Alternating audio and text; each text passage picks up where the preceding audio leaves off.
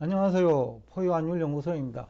오늘은 연준이 지금도 추가적으로 기준금리 인상을 예고하고 있죠. 일부 연준위원은 5% 이상 6%까지도 인상해야 되지 않느냐라는 강경한 발언을 하고 있고요. 그럼에도 불구하고 시장금리는 지난해 10월 이후 안정되고 있어요. 오히려 금리가 낮아지고 있죠. 어저께 끝난 미국 증시를 보면 10년물 국채가 거의 3.4%도 붕괴되는 그런 수준까지 국채 가격이 급등했지만은 금리 하락이지요. 연준은 기준금리 인상한다는데 시장은 금리가 안정되고 있는 것이 어떻게 보면 바람직한 측면도 있죠. 일부에서는 이를 두고 경기 불황 내지는 경기 침체의 신호다라고 해석하는 사람도 있죠. 그렇지만 또 다른 긍정적인 측면도 있다. 그래서 오늘 이 시사점이 뭐냐라는 중심으로 여러분과 대화를 나누고자 합니다. 우선 그 이유는 뭐냐? 연준은 기준금리 인상을 추가적으로 예고하고 있는데 시장은 금리가 안정되는 이유가 뭐냐는 거죠. 한 6가지 정도로 정리를 한 다음에 시사점에 대해서 얘기를 하고자 합니다. 첫째, 이제 돈은 총통화 기준으로는 많지요. 그런데 이 돈이 이제 주로 지금 같은 시기에는 우량 채권 시장으로 이동합니다. 빅테크 중심으로 구조조정도 하고 이러니까 좀 불확실하죠. 경제 상황도 불확실하고 정시 상황도 불확실하고 그러니까 우량 채권이 대표적으로 국채죠. 그리고 또 하나는 물가 이제 안정되고 있으니까 또 금리 하락 요인이죠. 특히 장기금리. 거기다가 이제 경제 전문가들을 다수가 지난 한 7, 8개월 이상 그 경기 침체 공포 분위기를 조성했죠. 그러니까 돈이 그 국채 시장으로 이동한 거예요. 그 다음에 최근에는 소비자 물가 상승률이 안정되고 있죠. 특히 12월 생산자 물가는 한 달에 0.5% 하락한 거는 1년 넘었죠. 2020년에 이런 일이 한 번 있었죠. 그 이후에 이제 가장 그 한 달 생산자 물가 하락폭이 큰 거죠. 이게 이제 1월 이후 소비자 물가에 긍정적이죠. 그런 측면에서도 이제 물가에 대한 이제 우려는 조금 좀 낮춰도 되지 않느냐. 그러니까 물가를 너무 이제 고민할 필요는 없다. 그럼에도 불구하고 이제 연준이 그 기준금리 인상 의지는 이제 아직까지 밝히고 있으니까. 근데 포유환율연구소가 지금까지 여러 차례 강조했듯이 그 우량기업은 시장금리를 통해서 자금을 조달하거든요. 연준이 기준금리 인상을 하더라도 시장금리만 안정된다면 우량기업은 지금 구조조정하고 있는 기업들 중에서도 우량기업이 많죠. 그런 기업들은 신용등급이 A 플러스 등급이니까 국채보다 조금 높은 금리 수준이면 자금 조달이 가능하죠. 그러니까 그 비우량 기업에게는 상당히 문제가 있을 수 있죠. 이분들은 그 은행에서 돈을 빌려야 되겠죠. 제2금융권 내지는 제1금융권에서 빌려야 되는데, 그런데 이제 우량 기업들은 사채 발행이 가능하니까, 그러니까 우량 기업에게는 나쁘지 않다라는 거죠. 그래서 경기 침체가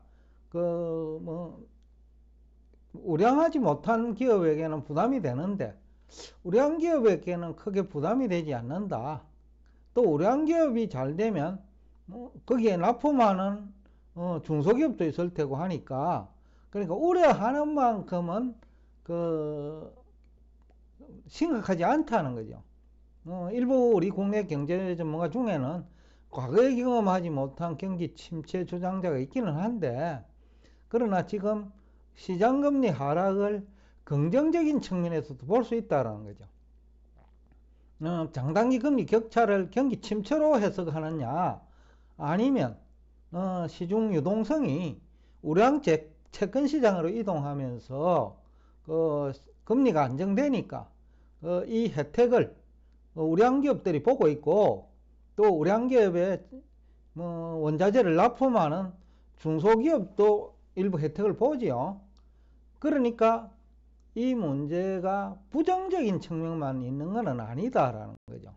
그래서 우리가 한쪽으로만 지나치게 비관하거나 또 한쪽으로 지나치게 낙관하는 것은 오히려 자산시장 참여자 입장에서는 독이 될 수 있다는 거죠. 지나치게 낙관론은 지난해 연초에 현 시점에서 보면 희생됐죠. 또 지나치게 비관하시는 분들, 지난해 10월이 대표적이죠.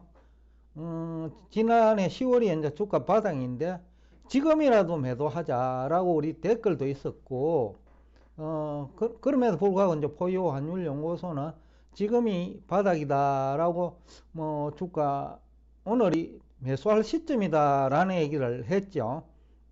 그 결과 지금 청산하면 되니까. 미국 언론 보도를 보니까 최근에 이제 주가가 많이 올랐죠. 올랐는데 나스닥 기업 약 한 75%, 그러니까 100개 중에 75개 회사는 주가가 바닥 대비 20% 이상 올랐더라고요. 그러니까 지난해 10월이 바닥인데 10월에 만약에 매도를 했거나 가지고 있는 보유 주식을 청산했다면 현 시점에서 20% 손실이 발생한 거죠. 그러니까 지나친 비관론도 도움이 안 된다라는 거죠. 결국 20%는 작은 돈이 아니거든요. 불과 한 3개월 동안에. 그러니까 지나친 비관론도 자산시장 참여자에게는 바람직하지 못하다. 또 하나는 이 부동산 문제인데, 미국 부동산. 아직도 미국 부동산이 2008년처럼 망가질 것이다 라고 보는 사람이 있죠. 그런데 시장금리 상승이 부동산 시장에는 부정적인지, 또 다른 한편으로는 국채 가격이 하락하니까, 즉 국채 가격 상승입니다. 이 표현이 잘못됐네요. 제가 고쳐야 되겠네. 국채 가격이 상승을 하니까 최근에 이제 금리가 낮아지는 것이 국채 가격 상승이죠. 이게 또 긍정적인 측면도 있어요. 부동산 시장에도. 미국은 이제 부동산 시장도 고정금리 문화죠.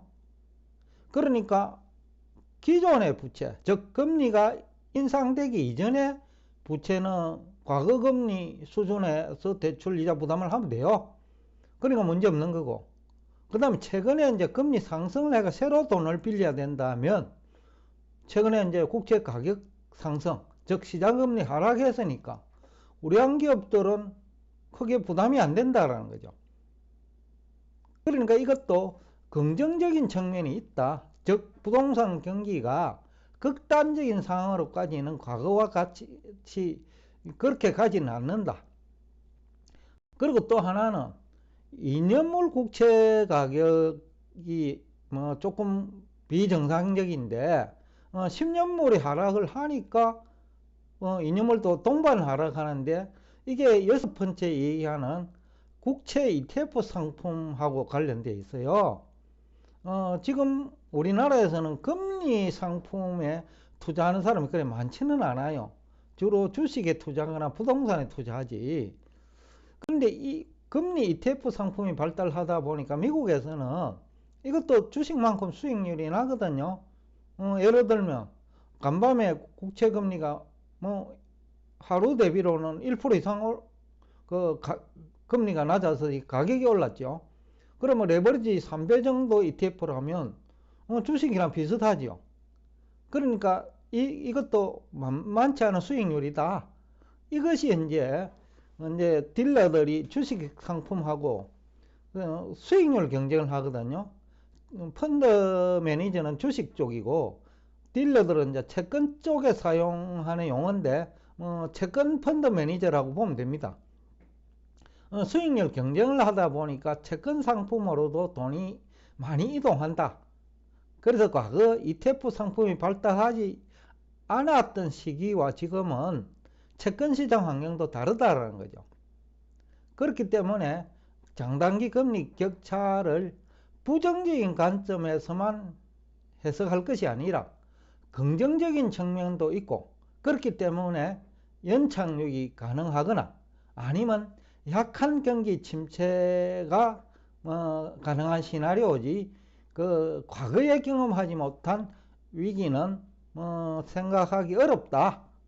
그런 측면에서 시사점이 있고, 그 다음에 또 하나 시사점은 주식시장도 너무 지나치게 하락하지 않을 거라는 거죠. 왜냐하면 시장 기능에 의해서 금리가 안정되고 있기 때문에 결국 부정적인 영향이 크지 않다라는 거죠. 그러니까 주가도 2008년처럼 그렇게 하락하지 않는다는 거죠. 어떻게 보면 지난 10월 저점이 향후 상반기 저점일 수도 있어요. 그보다 조금 더 내려갈 수는 있겠지만 상반기 저점일 수도 있다라는 거죠. 그렇기 때문에 지나친 비관론은 도움이 되지 않는다라는 얘기를 하고 싶고, 그 다음에 금리 급등을 장단기 금리 급등이 아니네요. 채권 가격 급등입니다. 오늘 이거 고쳐야 되겠네. 어떤 녹화할 때는 고칠 테니까 화면 녹화할 때는 고치겠습니다. 일단 여러 가지 시사점이 있으니까 한 서너 가지. 부동산 시장도 지나치게 미국은 내려가지 않는다. 2008년과 같은 일은 없다. 주식시장도 2008년처럼 그렇게 내려가지 않는다. 그 다음에 다른 자산시장에 미치는 실물 경제도 마찬가지고요. 영향이 우리나라에서 미국에서 큰일 날 것처럼 얘기하는 유튜버들 많아요. 그런 일은 발생하지 않을 거다 라는 얘기를 하면서 오늘 여러분과 대화를 여기서 끝내겠습니다. 오늘도 끝까지 경청해 주셔서 대단히 감사합니다.